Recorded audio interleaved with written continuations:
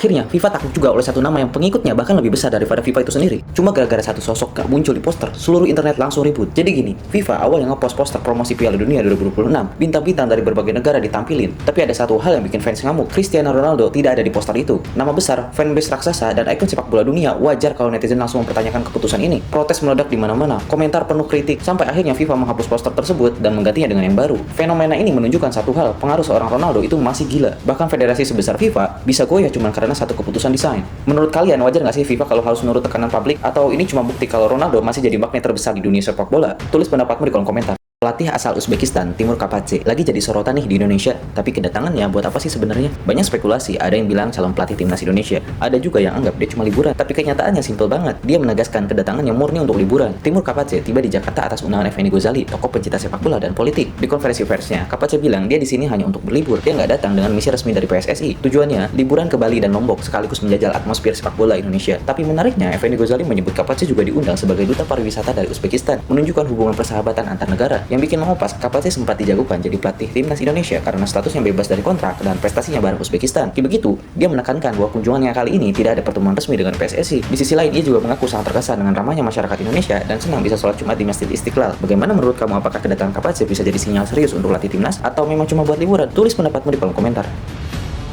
Sesko cedera, MU dikabarkan akan mengincar mantan rekan setim Bryan Mbeumo sebagai penggantinya. Yap, MU tidak mau santai di jendela transfer berikutnya. Mereka siap ambil langkah besar demi menjaga ketajaman lini depan. Menurut laporan dari bola.net, cedera lutut Sesko membuat MU mulai khawatir akan kekosongan posisi striker. Salah satu kandidat pengganti yang muncul adalah Ivan Toney, mantan striker Brentford yang pernah satu tim dengan Bryan Mbeumo. Kenapa Toney menarik? Karena dia punya rekam jejak impresif di Premier League saat membela Brentford dan performanya saat ini di klub lain juga cukup menjanjikan. Selain itu, MU dikabarkan menghadapi dilema. Mereka bisa melewatkan transfer panik, tapi di sisi lain, tanpa Sesko, depth striker mereka jadi terbatas. Apalagi saat beberapa pemain lain mungkin akan pergi karena ajang internasional. Sejauh ini belum ada konfirmasi resmi dari pihak MU soal perekrutan Toney, tapi spekulasi terus menguat karena mereka butuh solusi jangka pendek sambil menunggu pemulihan Sesko. Gimana menurut kamu? Tulis di kolom komentar. Bobotoh dikejutkan, rumor besar kemunculan City Football Group bakal akuisisi Persib Bandung. Jika benar, ini bisa jadi era baru Persib dengan sentuhan modal dan manajemen kelas dunia. Tapi tentu ada konsekuensi besar juga. City Football Group atau CFG, pemilik Manchester City dan beberapa klub elit dunia, dikabarkan tengah berencana mengambil alih Persib Bandung. Kabar ini makin sentral setelah disebutnya sinyal komunikasi antara perwakilan CFG dan manajemen Persib Bandung. Meski belum ada konfirmasi resmi, menurut pengamat sepak bola,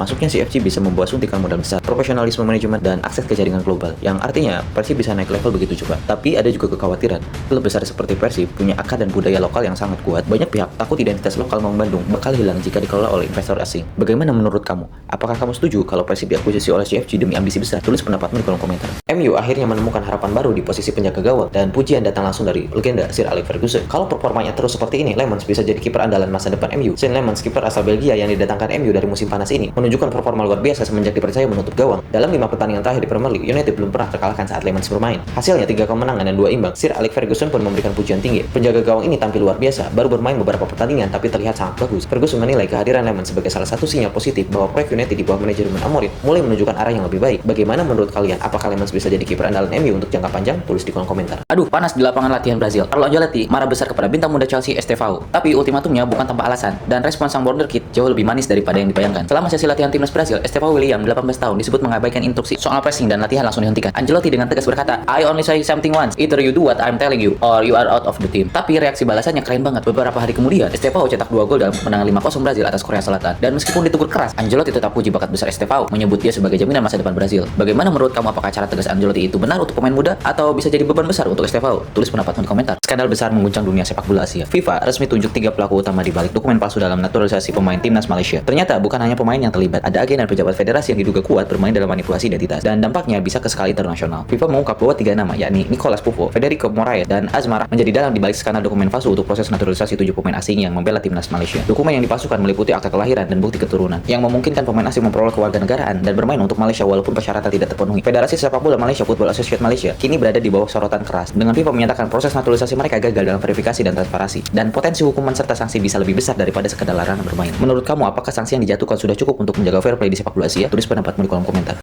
Fans Barcelona dikabarkan mengincar Harry Kane sebagai target utama untuk menggantikan Robert Lewandowski di lini depan. Siap-siap bursa transfer jadi makin heboh. Jika Kane benar-benar merapat ke Barcelona, sosoknya bisa jadi perubahan besar dari penyerang institusi ke ikon baru Camp Nou. Tapi tentu bukan tanpa tantangan besar. Usia, nilai transfer, dan ambisi pribadi Kane jadi kunci besar. Menurut laporan, Barcelona sudah menetapkan Harry Kane sebagai pengganti utama Robert Lewandowski yang kontraknya akan habis di musim ini. Kane sendiri masih berstatus sebagai pemain Bayern Munchen dan kontraknya hingga 2027. Namun terdapat klausul pelepasan yang memungkinkan klub lain menebusnya sekitar 57 juta euro atau sekitar 11 triliun. Barcelona memilih langkah ini karena Robert Lewandowski yang kini berusia 37 tahun mulai dipandang sebagai tidak solusi jangka panjang. Gimana menurut kamu? Coba tulis di kolom komentar. AC Milan disebut mau datengin Robert Lewandowski, tapi jurnalis Italia langsung ngegas. Itu mimpi, bukan rencana. Dari alasan dibalik kata mustahil ini ternyata lebih pahit dari yang dibayangkan fans Milan. Jurnalis Italia kompak bilang peluang Milan rekrut Lewandowski itu hampir nol. Bukan karena Lewandowski jelek, tapi karena gajinya di Barcelona tembus 20 juta euro per tahun. Angka yang hampir mustahil dibayarkan oleh Milan untuk pemain berusia 37 tahun. Beberapa sosok di internal Milan sebut suka dengan gaya bermain Lewandowski, tapi para jurnalis menegaskan ini bukan skenario Modric bis. Lewa nggak akan potong gaji sedalam itu. Jadi rumor ini lebih condong ke fantasi daripada rencana nyata. Menurut kamu Milan harus terus kejar Lewandowski atau mencari striker baru yang lebih realistis? Setuju nggak? Komen di bawah. Borneo lupa cara kalah. Borneo kembali menunjukkan dominasinya dengan memenangkan 2-0 atas Semen Padang dan kini mencatat rekor luar biasa. 10 pertandingan sempurna, 30 poin. Siapakah yang bisa menahan laju Borneo sekarang setelah mencetak 2 gol penting melalui Mariano? Tim asuhan Fabio Valundes tampak tak terbendung. Sementara Semen Padang harus berjuang keras untuk keluar dari dasar klasemen yang makin menjerat. Pada laga pekan ke-12 BRI Super League di Stadion Haji Agus Salim, Minggu 9 November 2025, Borneo FC sukses menaklukkan tuan rumah Semen Padang dengan skor 2-0. Gol pertama dicetak sangat cepat oleh Mariano di menit ke-6, mengejutkan pertahanan Kabau Sirah. Kemudian Mariano jadi pahlawan dengan gol keduanya di menit ke-61 setelah lolos dari jebakan offside. Kemenangan ini menandai catatan sempurna Borneo, 10 pertandingan, 10 kemenangan, total 30 poin. Menurut kamu, apakah Borneo sekarang adalah kandidat juara kuat musim ini? Tulis di kolom komentar. Fans MU dengerin ini. Giga di Old Trafford, legenda klub Manchester United Wayne Rooney bilang strategi transfer timnya belakangan ini mengerikan. Kalau selama ini MU lebih banyak beli nama besar daripada bangun tim solid, sekarang mulai muncul tanda-tanda pemulihan. Tapi bisa nggak mereka cepat bangkit dari lubang yang dalam? Rooney mengkritik kebijakan transfer MU sejak era pasca pensiunnya Sir Alex Ferguson. Klub udah menghabiskan hampir 2 euro miliar sejak 2013, tapi gelar liga nggak pernah datang. Ia secara khusus menyebutkan 3 nama besar yang menurutnya jadi contoh kegagalan strategi. Yang pertama, Romelu Lukaku, Zlatan Ibrahimovic, dan Paul Pogba. Pemain berbakat, namun kedatangan mereka tidak disertai dengan skema jangka panjang yang matang. Tapi ada sisi terang juga. Di bawah pelatih Ruben Amorim, MU mulai menunjukkan kemajuan. Tidak terkalahkan di 5 laga terakhir, kepercayaan diri mereka juga mulai kembali. Menurut kamu, apakah kebijakan transfer ini sudah benar-benar berubah? Dan apakah ini akan memberikan dampak yang besar untuk MU? Tulis di kolom komentar. Bobotoh, dengerin ini. Kalau ini terjadi, Persib nggak cuma mewakili Indonesia di kancah Asia, tapi juga bisa jadi simbol kebangkitan sepak bola nasional di mata dunia. Persib Bandung disebut berpeluang menghadapi 5 klub besar Eropa lewat agenda pertandingan internasional yang sedang digodok. Langkah ini bisa jadi peluang pembuktian kalau kualitas sepak bola Indonesia mulai diakui global. Meski masih dalam tahap rencana, semangat dan dukungan Bobotoh bikin peluang ini makin nyata. Bayangin aja, Persib satu lapangan sama tim-tim top Eropa. Bisa jadi sejarah baru buat sepak bola tanah air. Gimana pendapat kamu? Tulis di kolom komentar ya. Baik Indonesia mati-matian, mata baik andalan jadi ICS lebam demi timnya. Yap, dia rela berkorban secara fisik buat Sassuolo dan aksi ini bikin media Italia angkat topi. Ternyata di laga kontra Atalanta akhir pekan lalu, JICS nggak cuma main aman aja. Dia turun langsung ke garis depan pertahanan dan hasilnya kemenangan besar serta apresiasi dari luar. Di pertandingan di markas Atalanta, Sassuolo menang telak 3-0. Awal laga JICS menunjukkan determinasi tinggi. Ia menghadapi tembakan keras dari pemain Atalanta. Ada Matraore Lukman dengan wajahnya hingga lebam di bawah mata, jadi tanda perang media Italia. Seperti Sassuolo News, memuji bahwa JICS benar-benar bek sejati dan pimpinan di lapangan yang mengetahui bahaya dan langsung mengambil tindakan. Dan hasilnya bukan cuma simbolik. Kemenangan ini adalah kemenangan pertama Sassuolo di markas Atalanta sejak 11 tahun lalu. Jangan lupa komen dan follow untuk berita berikutnya.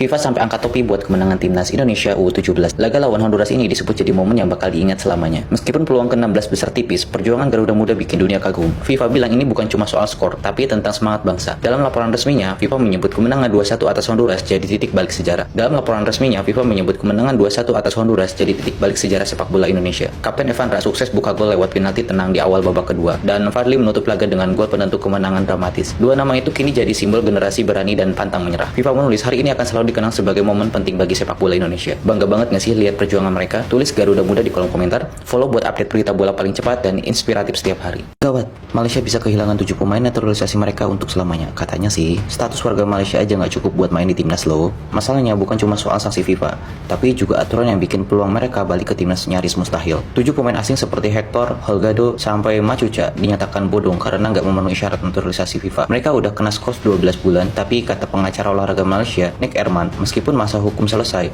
belum tentu bisa balik lagi ke Harimau Malaya. Sebab FIFA meminta pemain naturalisasi tinggal minimal 5 tahun lagi di negara itu, dan mereka nggak punya rekam itu. Lebih parahnya, saat sanksi berakhir, sebagian dari mereka udah di atas 30 tahun. Jadi ya peluang comeback ke timnas tuh nggak mungkin kayaknya. Tipis banget. Bahkan klub lokal pun katanya ogah rekrut mereka, apalagi dengan usia dan gaji tinggi. Menurut kamu Malaysia bakal krisis pemain gak nih? Ketik pendapatmu di kolom komentar, dan follow buat update bola paling cepat dan paling seru setiap hari. Ilya Topuria bicara besar. Dia yakin cuma ada satu cara untuk menumbangkan mengembangkan Islam Makhachev, dan itu bukan dengan gulat. Jadi, apa strategi rahasianya? Yuk kita bongkar bareng. Menurut analis media dan pakar MMA, Ilia Topuria mengincar momen terbaik untuk melepaskan pukulan tubuh yang tepat, terutama street body shot, agar bisa mengganggu ritme takedown Makhachev. Topuria bahkan bilang Makhachev punya emosi yang sulit dilatih, dan dia merasa bisa tidurkan sang juara baru 2 divisi itu. Salah satu sosok yang mendukung analisis ini adalah Alexander Volkanovski, yang percaya bahwa hanya sebuah KO besar yang bisa menghentikan Makhachev. Gimana menurut kalian? Strategi Topuria ini realistis atau hanya mimpi besar? Tulis di kolom komentar. Islam Makhachev curang. Ya, gimana nih? Kalau juara UFC dituding curang. Ini yang menimpa Islam Makhachev setelah UFC 284. Katanya dia pakai infus untuk pemulih setelah diet berat, dan dituding ini bikin geger komunitas MMA. Jadi ceritanya, dan Hawker, tim dari Alexander Volkanovski, menuduh Makhachev rehidrasi sebelum pertarungan UFC 284. Menurut Hawker, itu cara curang supaya tubuh Makhachev bisa cepat pulih setelah potongan berat demi timbang badan. Dari sisi manajer Makhachev bilang nggak betul. Mereka menyebut klaim itu drama dan bahkan menyatakan Volkanovski sempat lebih berat daripada Makhachev saat timbang ulang. So far belum ada bukti konklusif yang dikeluarkan badan anti doping terkait tuduhan ini. Gimana menurut kamu? Apakah tudingan ini serius atau cuma drama belaka? Tulis di kolom komentar. Sang serigala UFC Khamzat Chimaev ternyata melakukan gerakan mengejutkan untuk rekan seperguruan Islam Makhachev. Di tengah rivalitas dan ketegangan, Khamzat memberikan sinyal dukungan yang bikin banyak fans terhenyak. Khamzat Chimaev baru-baru ini menyampaikan pesan respect kepada tim Khabib usai kemenangan besar Islam Makhachev di UFC. Dia bilang serigala dan elang kita selalu berdampingan, tapi saat gunung perlu dilindungi, mereka selalu saling menjaga. Khamzat menunjukkan bahwa hubungan di dunia MMA lebih dari sekedar rival, ada juga nilai persaudaraan dan penghargaan. Meskipun sebelumnya dia pernah meragukan kemampuan Islam untuk naik kelas menengah, kini gestur ini memberikan warna baru saling dukung di balik persaingan. Gimana menurut kamu, sikap Khamzat ini tulus atau cuma strategi? Tulis di kolom komentar.